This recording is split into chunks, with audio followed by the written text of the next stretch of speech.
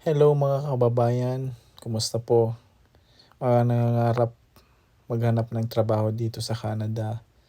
Huwag po tayong mawalan ng pag-asa. Dito po nakita po natin dito is merong farm supervisor na malapit po dito sa akin sa Maple Ridge ata to. O Maple Ridge PC. Ito po 19 to 21 per hour to be negotiated 40 hours per week. Maganda po dito is term or contract full-time ending 20 May 1, 2026. Ayan guys, maganda yun.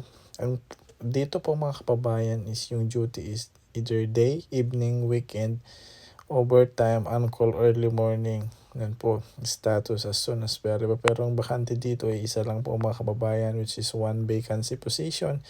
At maganda dito is verified at ang pinakamaganda dito is yung LAMIA na po mga kababayan is approved na po. Market Impact Assessment, LAMIA, to hire foreign workers to fill labor or skill shortage on temporary basis.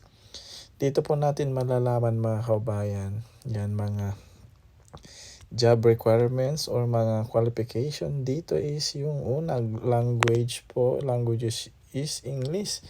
At education, other trades certificate or diploma. Ito po ang pinaka-importante. Tignan nyo kami kababayan.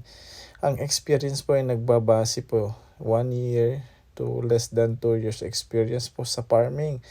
Ito po yung mga responsibilidad o mga duties nito. Task, maintain financial and production records, negotiate with clients for provision of services, develop work schedule and establish procedures, maintain quality control and production records, maintain work records and logs, hire and train staff. Dito po yung responsibility na dito is medyo yung bigat, pero yun nga kinakailangan ng experience dito kasi yung position is farm supervision. Yun sabi dito magso-supervise ka po ng 5 hanggang 10 katao.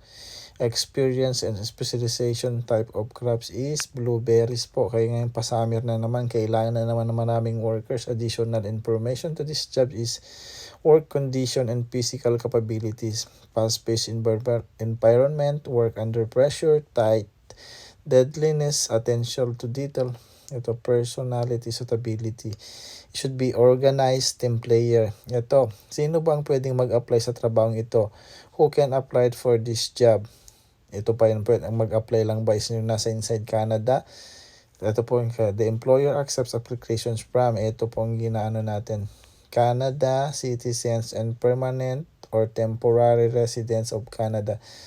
Other candidates with or without a valid Canadian work permit. Ibig pong sabihin itong mga kabayan is nasa outside ng Pilipinas or lahat ng nasa outside Canada na work experience about sa greenhouse po supervisor is pwede pong mag-apply dito kasi hindi restricted. Ibig sabihin, pwede kang mag-apply either nasa inside Canada ka o outside Canada. Kaya yan pong kinagandahan nito. Wala po siyang restriction. You can apply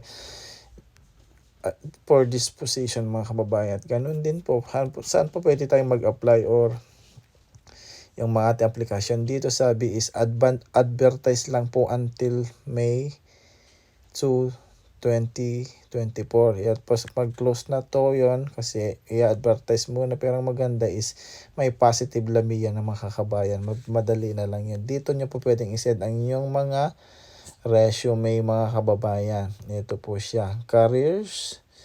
How to apply through email is careers@silvervalleyfarms.ca. Pero pwede rin by fax or pag may mail. Pinakamaganda dito is i-email na nyo mga kababayan kung outside Canada po kayo kasi hindi nyo naman masasend by mail kasi tatagal yan. Kaya mga kababayan, kung ano pang hinihintay nyo, mag-apply na kayo dito, paunahan na kayo, pabilisan, pagandahan ng resume, pagandahan ng CV para mahug yung employer na nangangailangan ng tao sa posisyong ito. Kaya mga kababayan, huwag mawalan ng pag-asa. Apply na po mga kababayan.